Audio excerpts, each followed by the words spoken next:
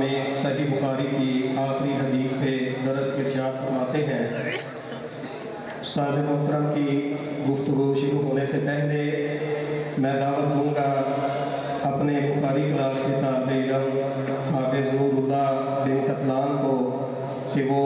सही बुखारी की आखिरी हदीस की सनद पेश करें। الكريم إظهار الحق بن عبد الحميد قرأت الجامع الصحيح البخاري مع الإخوان على الحافظ الشيخ الكريم عبد السلام بن محمد البهتبي قال حدثنا محمد بن فضل الدين الجندلبي قال حدثنا الحافظ عبد المنان وزير بادي قال حدثنا السيد النذير حسين الدهلبي عن الشيخ محمد إسحاق الدهلبي عن الشيخ عبد العزيز الدهلبي عن أبيه الشيخ الشاذلي الله المحدث الدهلبي قال حدثنا الشيخ أبو طاهر محمد بن إبراهيم الكردي المدني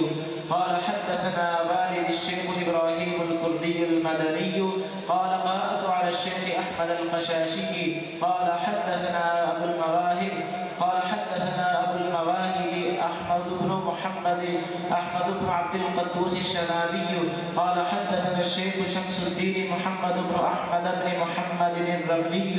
عن الشيخ زكريا بن محمد أبي يحيى الأنصاري قال قرأت على الشيخ الحافظ أبي الفضل شهاب الدين أحمد بن علي بن حجر العسقلاني عن إبراهيم بن أحمد التنوخي عن أبي العباس أحمد بن أبي طالب الحجاري عن السراج الحسين بن مبارك الزبيدي عن أبي الوقت عبد الأول بن عيسى بن شعيب السجزي الهربي عن أبي الحسن عبد الرحمن بن مظفر الداودي عن أبي محمد عبد الله بن أحمد السرخسي عن أبي عبد الله محمد بن يوسف الفربري عن محمد بن إسماعيل البخاري قال حدثنا أحمد بن إشكاب قال حدثنا محمد بن فضيل عن عمارة بن القعقاع عن أبي زرعة عن أبي هريرة رضي الله تعالى عنه